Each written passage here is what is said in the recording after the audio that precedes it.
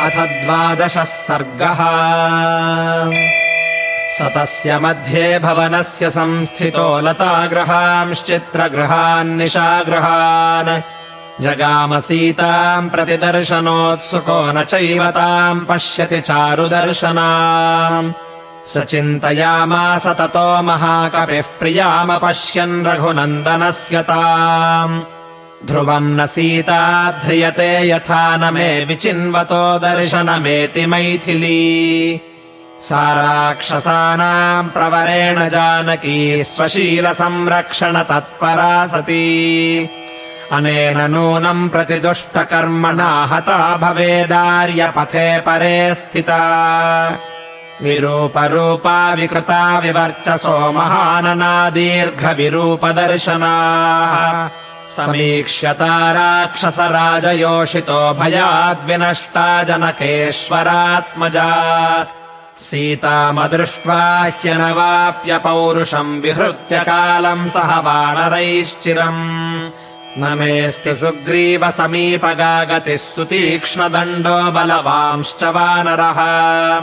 दृष्टमन्तः पुरम् सर्वम् दृष्टा रावणयोषितः।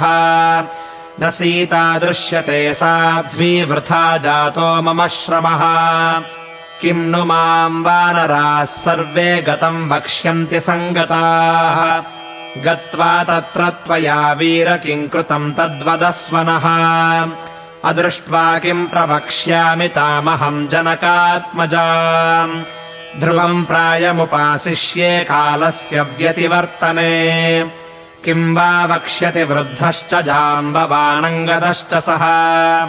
गतम् पारम् समुद्रस्य वानराश्च समागताः। अनिर्वेदश्रियो मूलमनिर्वेदः परम् सुखम्। अनिर्वेदो हि सततम् सर्वार्थेषु प्रवर्तकः। करोति सफलम् जन्तोः कर्म यच्च करोति सः। तस्मादनिर्वेदकरम् यत्नम् चेष्टेऽहमुत्तमम्। भूयस्तत्र विचेष्यामि न यत्र विचयः कृतः।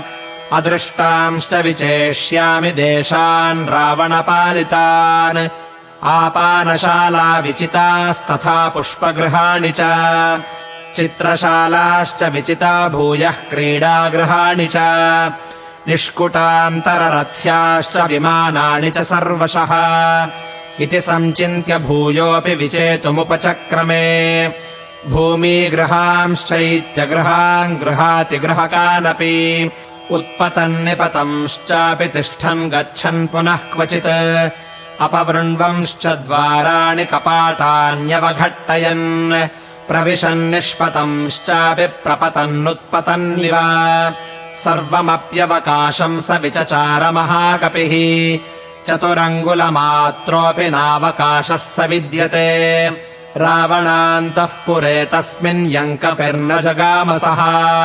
प्राकारान्तरवीथ्यश्च वेदिकाश्चैत्यसंश्रयाः। श्वभ्राश्च पुष्करिण्यश्च सर्वम् तेनावलोकितम्। राक्षस्यो विविधाकारा विरूपा विकृतास्तथा। दृष्टा हनुमता तत्र न तु सा जनकात्मजा। रूपेणाप्रतिमालोके परा विद्याधरस्त्रियः। दृष्टा हनुमता तत्र न तु राघवनन्दिनी। नागकन्यावरारोहाः पूर्णचन्द्रनिभाननाः। दृष्टा हनुमता तत्र न तु सा जनकात्मजा। प्रमथ्य राक्षसेन्द्रेण नागकन्या बलाद्धृताः। दृष्टा हनुमता तत्र न सा जनकनन्दिनी। सोपश्यंस्ताम् महाबाहुः पश्यंश्चान्यावरस्त्रियः। विषसादमहाबाहुर्हनूमान्मारुतात्मजः। उद्योगम् वानरेन्द्राणाम् प्लवनम् सागरस्य च। व्यर्थम् वीक्ष्यानिलसुतश्चिन्ताम् पुनरुपागतः। अवतीर्य विमानाच्च हनूमान्मारुतात्मजः। चिन्तामुपजगामाथ शोकोपहतचेतनः।